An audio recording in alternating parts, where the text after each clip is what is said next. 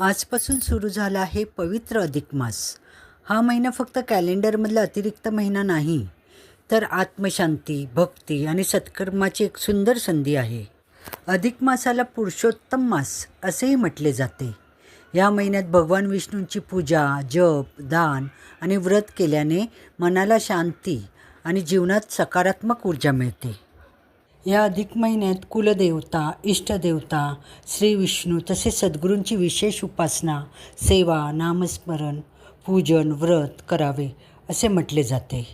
या उपासनेचे अनेक पट पुण्य मिळते असे म्हटले जाते. या अधिक मासात गुरुचरित्र, श्री गजानन विजय, श्री गुरु लीलामृत, श्री स्वामीचरित्र सारामृत याचे पारायण करणे शुभ मानले जाते.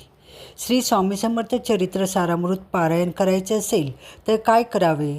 समर्थ चरित्र सारामृत पारायण कसे करावे याची आता सविस्तर माहिती जाणून घेऊया.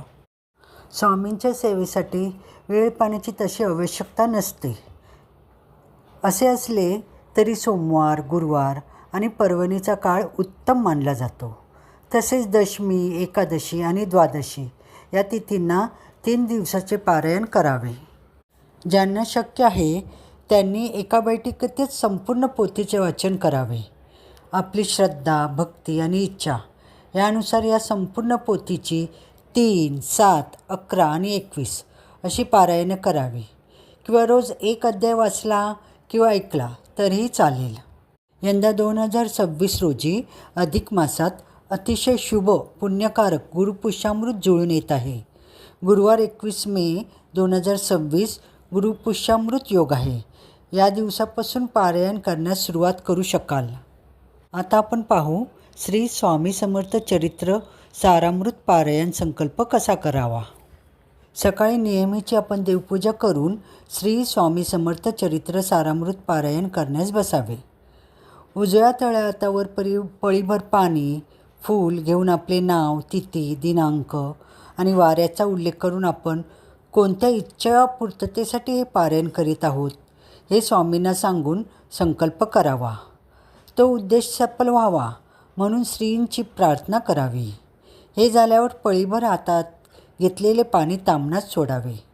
निर्माल्याने हे पाणी नंतर तुळशीत टाकावे. आता आपण पाहूया श्री स्वामी समर्थ चरित्र सारामृत पारायण करताना काय करावे.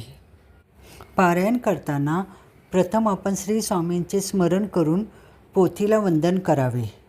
त्या पोथीतील अर्थ आपल्याला नीट समजून घेणं महत्त्वाचे आहे. शांतपणे वाचन करावे आणि यावेळी श्री स्वामी समर्थ महाराज साक्षात आपल्यासमोर बसलेले आहेत असा आपण मनात भाव आणावा. चित्त आपले प्रसन्न असावे. पारायणाचे वाचन झाल्यावर स्वामींना गंध, हळद, कुंकू आणि फुले अर्पण करावीत. धूप, दीप, नैवेद्य दाखवून आरती करावी. प्रसाद मनोभावे ग्रहण करावा. पारायणाची सांगता झाल्यावर यथाशक्ती दान करावे. श्री स्वामी समर्थ चरित्र सारामृत पारायण करताना कोणती काळजी घ्यावी हे आता आपण पाहू. श्री स्वामी समर्थ सारामृत पोथीचे वाचन करताना मन एकाग्र ठेवावे.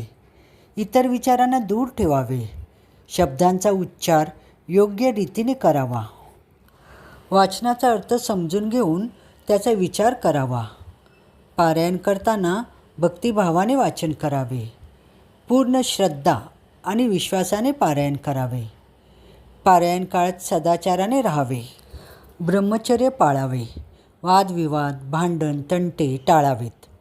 श्रींचे नामस्मरण करावे. त्यांच्या चरित्रकथांचे आशय लक्षात घेऊन त्यावर चिंतन आणि आत्मपरीक्षण करावे. वरील नियम हे सामान्य मार्गदर्शनासाठी आहेत. आपण आपल्या परिस्थितीनुसार आणि श्रद्धेनुसार त्याच्यात बदल करू शकतो.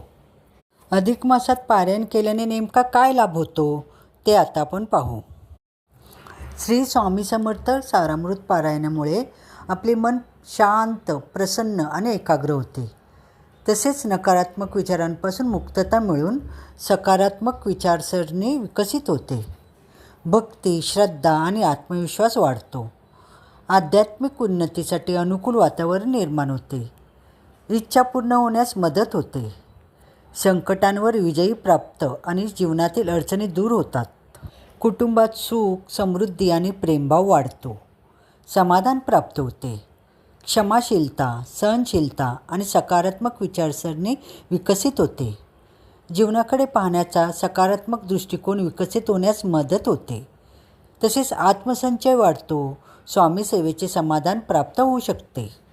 श्री स्वामी समर्थ ह्या नावाचा केवळ उच्चार केला तरी मनात एक वेगळाच आत्मविश्वास निर्माण होतो. सकारात्मकता मिळते, वेगळीच ऊर्जा संचारते, प्रेरणा मिळते. श्री स्वामी समर्थ हे आज लक्षावधी आर्त जिज्ञासूंचे आश्रयस्थान आहे. स्वामी आपल्यावर कधी कृपा करतील हेही कोणी सांगू शकत नाही. परंतु जेव्हा कृपा होते, शुभाशीर्वाद मिळतात, स्वामींचे अनुभव येतात, तेव्हा जीवन अगदी धन्य झाल्यासारखे वाटते. भिवू नकोस, मी तुझ्या पाठीशी आहे. हे स्वामींचे अभयवचन असून अशक्यही शक्य करतील स्वामी, ही भाविकांची अतूट श्रद्धा आहे. स्वामींचे महात्म्य आणि महिमा कालातीत आहे.